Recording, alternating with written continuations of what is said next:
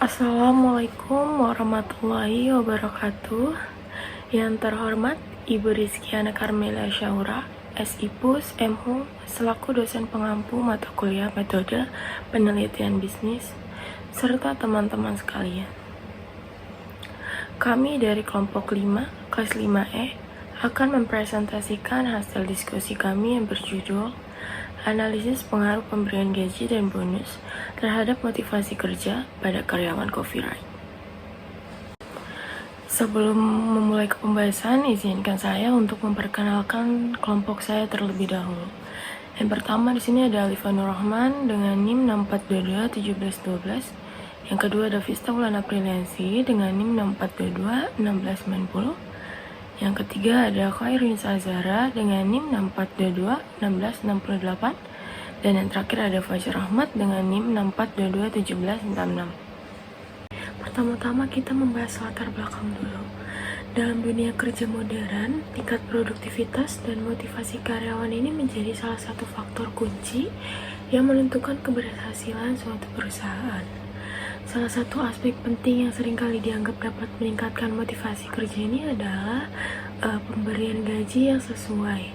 Di perusahaan seperti copyright ini, yang bergerak di bidang kopi dan minuman, peran karyawan ini dapat menciptakan pengalaman positif bagi pelanggan sangatlah krusial. Untuk itu, penting bagi perusahaan untuk memastikan karyawan ini memiliki motivasi kerja yang tinggi. Motivasi kerja ini merupakan dorongan internal atau eksternal yang membuat seseorang bersemangat dan berkomitmen dalam menjalankan pekerjaannya.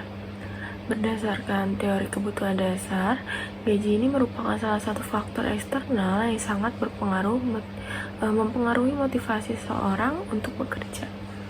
Slide selanjutnya di sini ada tujuan penelitian dan kegunaan penelitian. Tujuan penelitian ini bertujuan untuk menganalisis sejauh mana pengaruh pemberian gaji terhadap motivasi kerja pada karyawan copyright dan memberikan wawasan tentang pentingnya pengelolaan gaji yang efektif sebagai bagian dari strategi sumber daya manusia.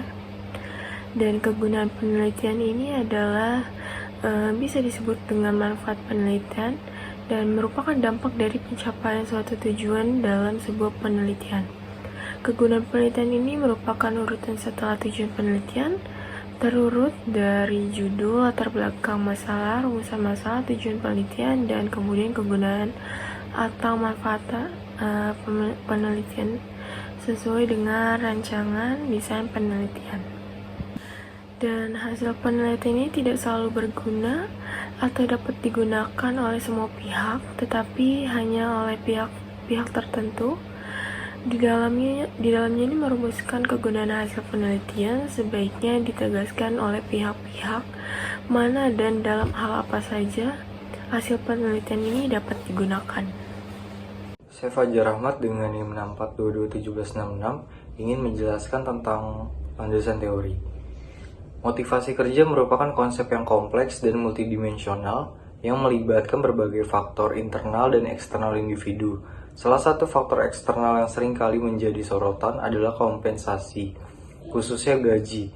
Menurut Abraham Maslow, manusia memiliki hierarki kebutuhan yang terdiri dari 5 tingkat, mulai dari kebutuhan fisiologis yang paling mendasar seperti makanan, air, dan tempat tinggal, hingga kebutuhan yang lebih tinggi seperti rasa aman, sosial, penghargaan, dan akhirnya aktualisasi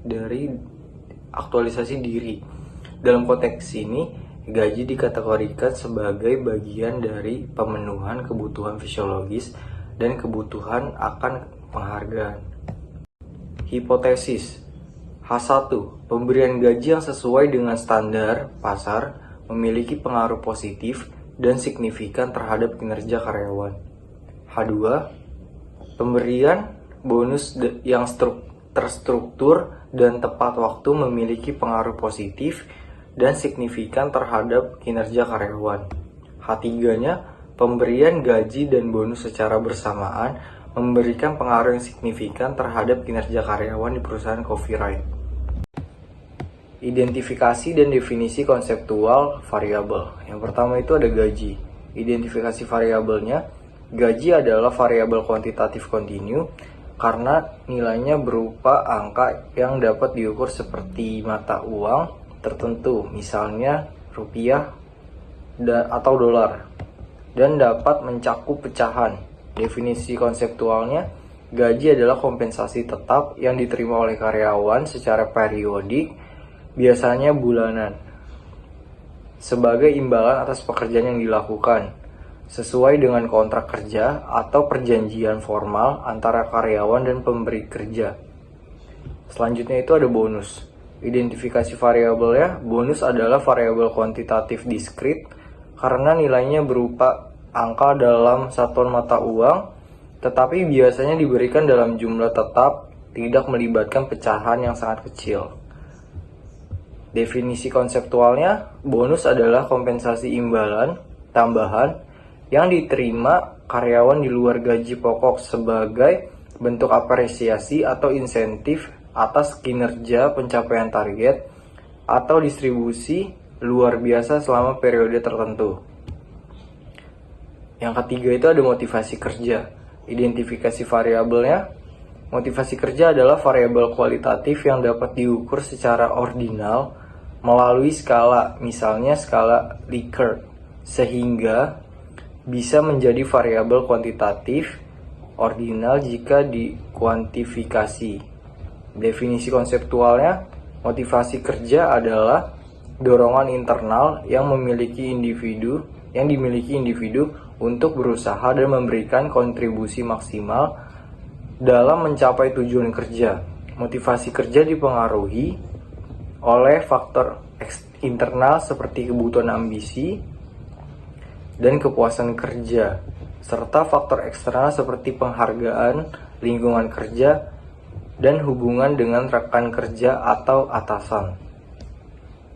Selanjutnya definisi operasional. Definisi operasional variabel merujuk pada atribut, sifat, atau nilai yang dimiliki oleh individu, objek, atau kegiatan yang memiliki variasi tertentu dan ditentukan oleh peneliti untuk dipelajari serta dianalisis untuk menarik kesimpulan. Definisi operasional dalam penelitian ini dapat dilihat pada tabel berikut. Untuk yang pertama ada variabel gaji atau X1. Definisinya adalah gaji merupakan kompensasi tetap yang diterima karyawan secara periodik atau biasanya setiap bulan sebagai balasan atas pekerjaan yang dilakukan sesuai dengan kontrak kerja atau kesepakatan formal antara karyawan dan pemberi kerja. Besaran gaji mencerminkan nilai pekerjaan yang didasarkan pada jabatan, pengalaman, dan tingkat keahlian dan umumnya tidak dipengaruhi secara langsung oleh kinerja individu.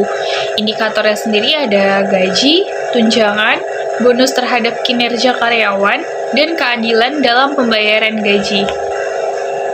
Selanjutnya ada variabel bonus atau X2. Definisinya adalah bonus adalah pembayaran tambahan yang diberikan sebagai penghargaan atas pencapaian sasaran kinerja. Bonus ini merupakan pemberian ekstra di luar gaji pokok yang berfungsi sebagai apresiasi atas prestasi yang diraih. Biasanya bonus diberikan kepada pemimpin atau manajer setelah akhir tahun dan ditambahkan pada gaji pokok. Beberapa perusahaan mengakumulasi jumlah bonus yang akan dibayarkan setelah mereka memperoleh keuntungan. Selain itu, bonus juga diberikan kepada karyawan yang mampu menghasilkan produksi melebihi standar. Pembayaran bonus dapat dilakukan secara tunai atau ditunda. Indikatornya sendiri itu ada pencapaian kinerja dan motivasi kerja.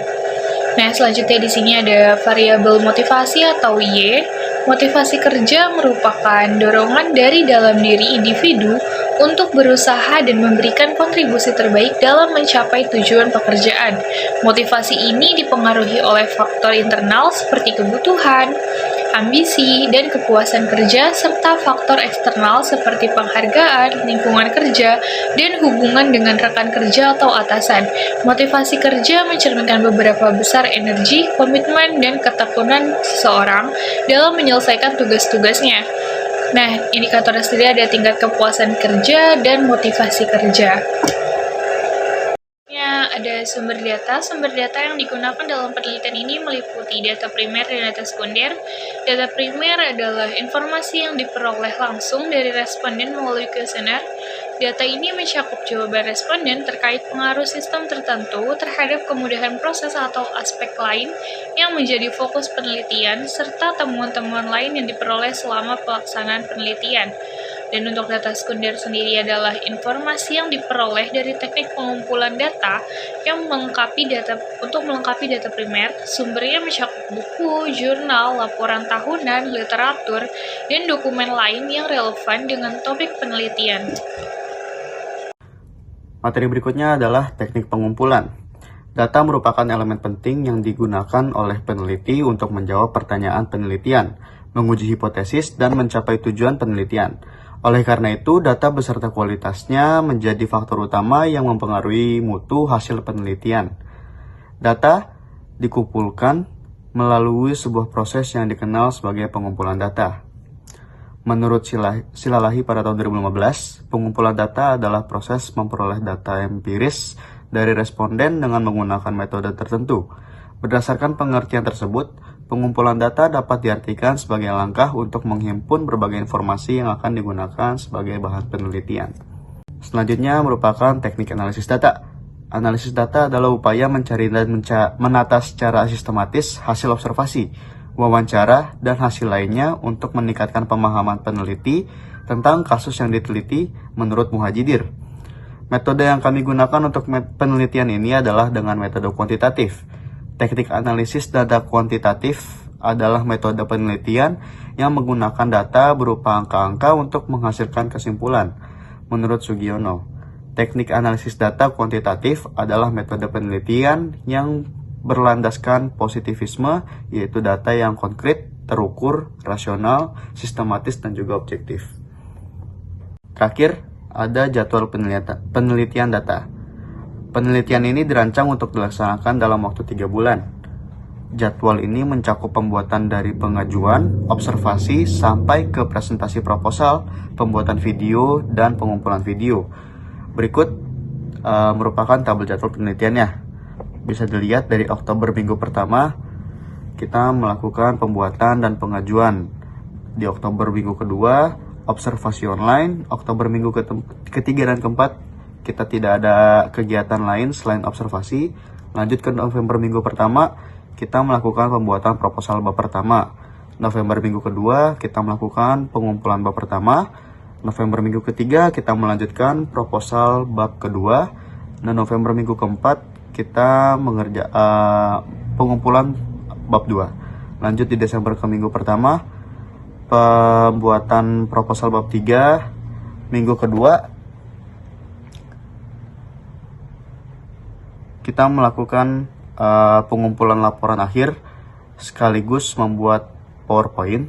Di Desember minggu ketiga, kita melakukan presentasi proposal, dan di Desember minggu keempat merupakan jadwal untuk pembuatan video serta pengumpulan video. Sekian presentasi dari kami. Kami berharap presentasi ini dapat memberikan pemahaman yang baik dan bermanfaat bagi semua. Terima kasih atas perhatian dan kesempatannya. Kurang lebihnya mohon maaf. Wassalamualaikum warahmatullahi wabarakatuh.